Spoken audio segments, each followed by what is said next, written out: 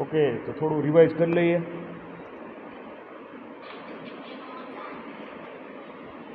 તો આપણે સ્ટાર્ટિંગમાં જ જે યુનિટ 1 છે એમાં ટોપિક સ્ટડી કર્યા હતા પ્રેશર ઇન્સ્ટ્રુમેન્ટ.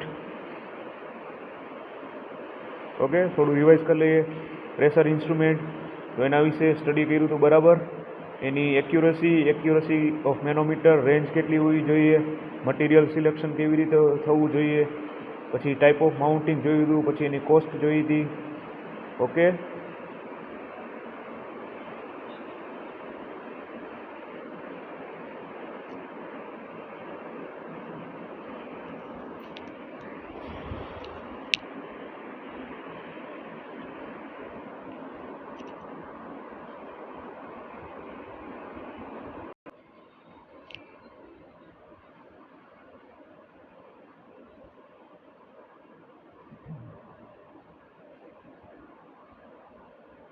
બરાબર છે. પ્રેશર ઇન્સ્ટ્રુમેન્ટ જોયું હતું કે 3 અથવા 4 માર્ક્સમાં ફાઇનલ એક્ઝામમાં પૂછાશે બરાબર, તો એ સ્ટડી કર્યું હતું. પછી નેક્સ્ટ ફ્લો ઇન્સ્ટ્રુમેન્ટ જોયું હતું, તો એમાં પણ ડિટેલમાં એમાં આપણે ભણ્યા હતા.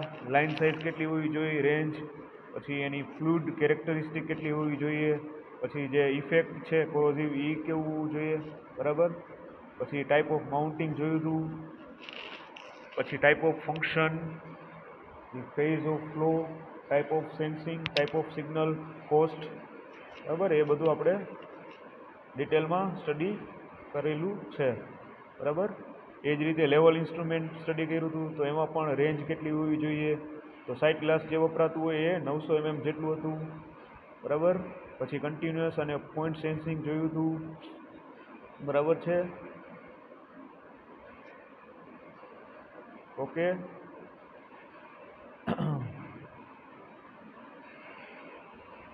પછી ડાયરેક્ટ અને ઇનડાયરેક્ટ આપણે જે છે મેથડ એમાં સ્ટડી કરી હતી. પછી કોન્ટેક અને નોન કોન્ટેક ટાઈપના એમાં જે છે લેવલ સેન્સરમાં બરાબર એ જોયા હતા.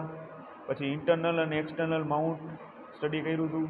પછી જે મટીરિયલ કયું વપરાય, તો એમાં પણ 3 પ્રકાર જોયા હતા. નાઇલોન હોય તો, ઓઇલ અને ફ્યુલ્સ, પોલી પ્રોફિલેન હોય તો, હોટ વોટર, પોલી ફિનાઇલ સલ્ફાઇડ હોય તો એગ્રેસિવ એસિડ, અને સ્ટેનલેસ સ્ટીલ હોય તો હાઈ ટેમ્પરેચર ફ્લુઇડ.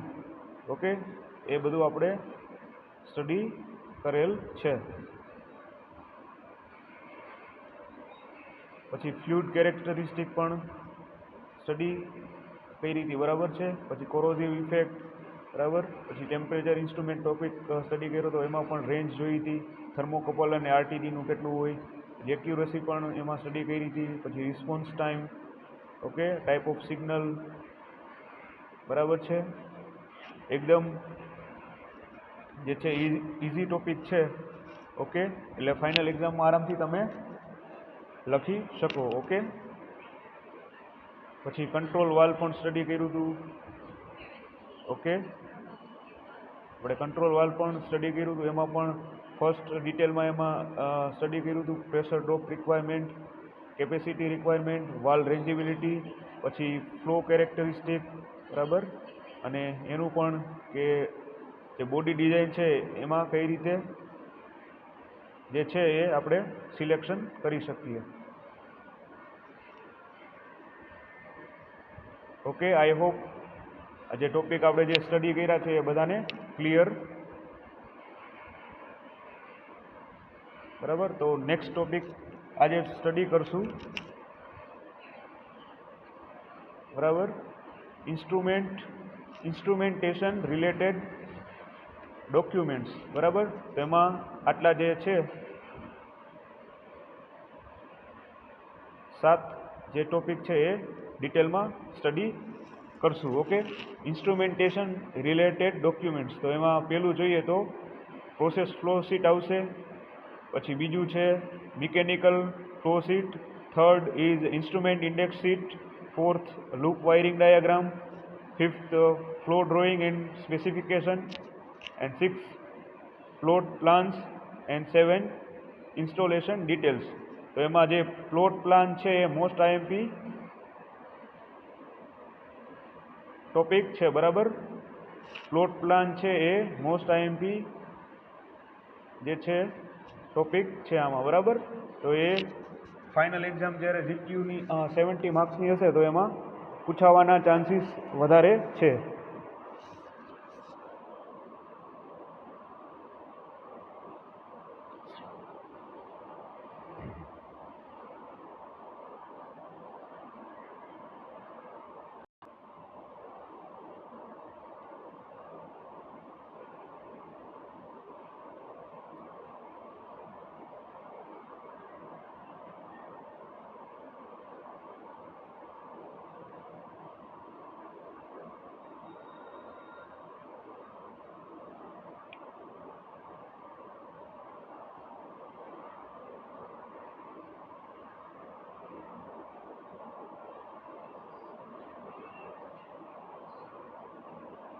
ઓકે, તો પેલું આપણે જે ટોપિક છે પ્રોસેસ ફ્લો શીટ એ સ્ટડી કરશું. ઓકે, તો સ્ટેપ બાય સ્ટેપ જોતા જઈએ, બરાબર.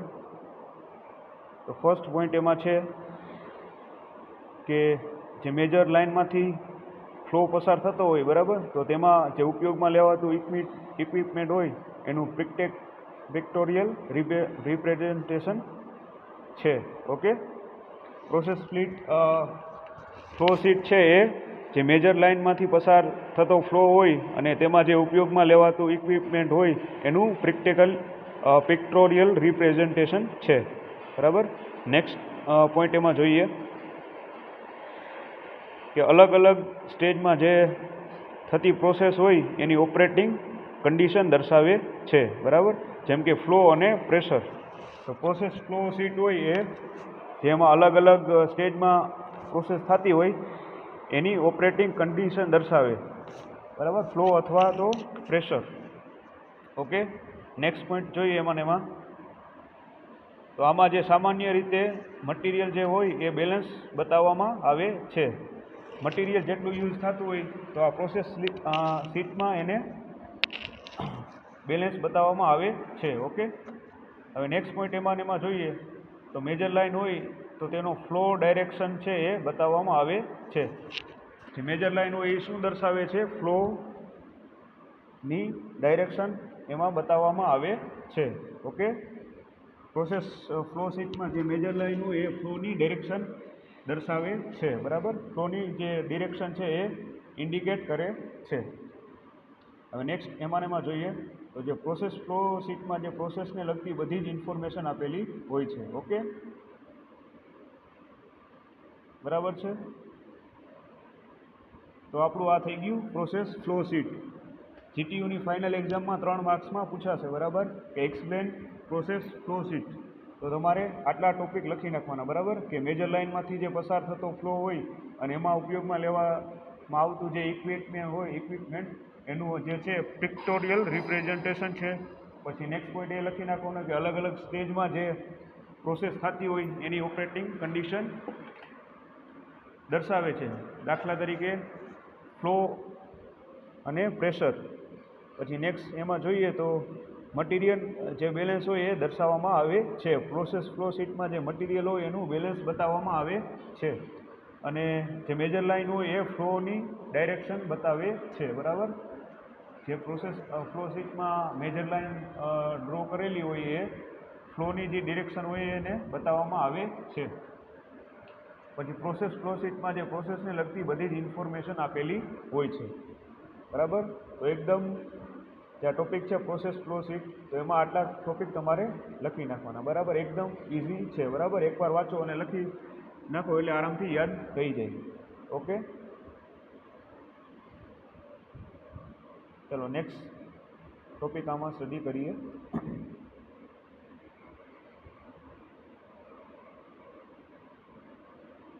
બરાબર, મિકેનિકલ ફ્લો શીટ, બરાબર. આ પણ જીટીયુની ફાઇનલ એક્ઝામમાં 3 માર્ક્સમાં પૂછાઈ શકે, બરાબર.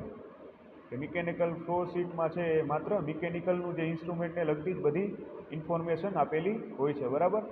તમે તમારા શબ્દોમાં પણ લખી શકો, બરાબર, કે મિકેનિકલ ફ્લો શીટમાં જે છે ડાયાગ્રામ ડ્રો કરેલો હોય, પછી કોઈ જે મિકેનિઝમ હોય તો એ દર્શાવેલા હોય છે, બરાબર.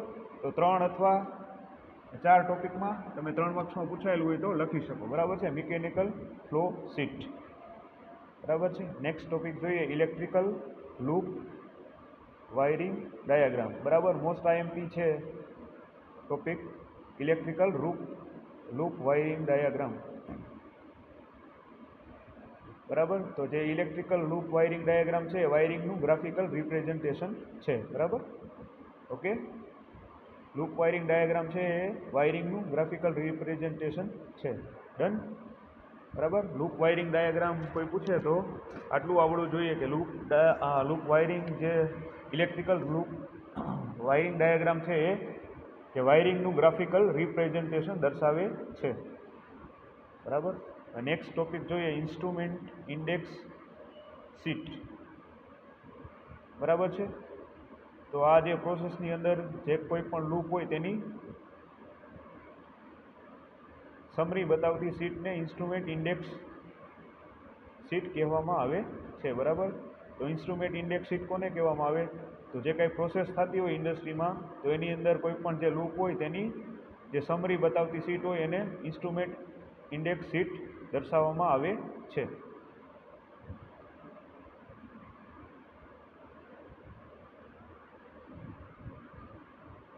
બરાબર છે. Justify the need four instrument related document, A topic આપણે આ ફર્સ્ટ યુનિટમાં નથી એટલે આપણે એમાં સ્ટડી કરતા નથી. ઓકે,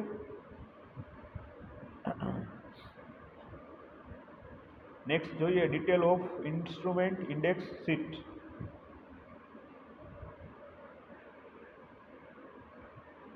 બરાબર છે. તો એમાં પણ ઇન્સ્ટ્રુમેન્ટ ઇન્ડેક્સ શીટમાં ટેગ નંબર હોય, પછી લાઇન નંબર, મેન્યુફેક્ચરરનું નામ, પછી એના મોડલ નંબર, ઇન્સ્ટ્રુમેન્ટ. થોડા નેટવર્ક ઇસ્યુના લીધે ડિસ્ટર્બન્સ થાય છે વચ્ચે. ઓકે,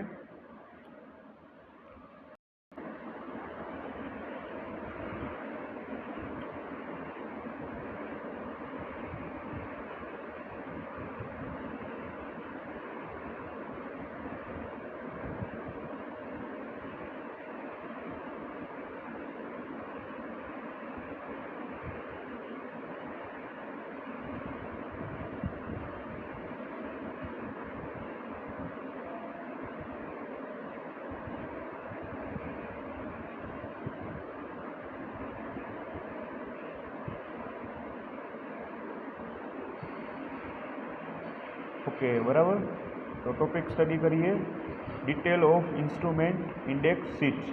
તેમાં પેલું ટેગ નંબર આવશે, પછી એના લાઇન નંબર, પછી જે મેન્યુફેક્ચરર હોય એનું નામ, પછી જે મોડલ હોય એના મોડલ નંબર, પછી ઇન્સ્ટ્રુમેન્ટ ડ્રોઈંગ, પછી કેલિબ્રેશન, સર્વિસ ડિસ્ક્રિપ્શન અને મેન્ટેનન્સ. ઓકે, તો આટલું જે છે ઇન્સ્ટ્રુમેન્ટ ઇન્ડેક્સ શીટમાં દર્શાવેલું હોય.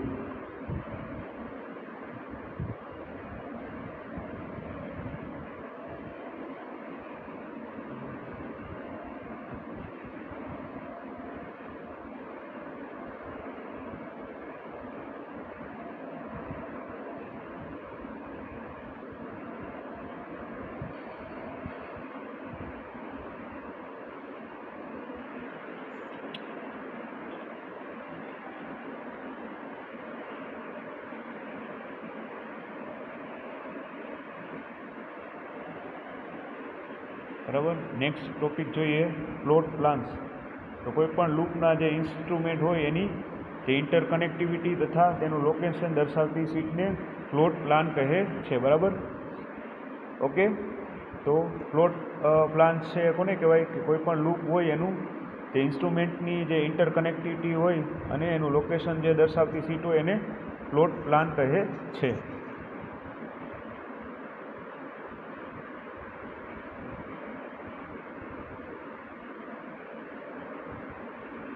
ઓકે, તો આજના લેક્ચરમાં આટલું રાખીએ. નેક્સ્ટ લેક્ચરમાં વધારે ટોપિક સ્ટડી કરશું. ઓકે.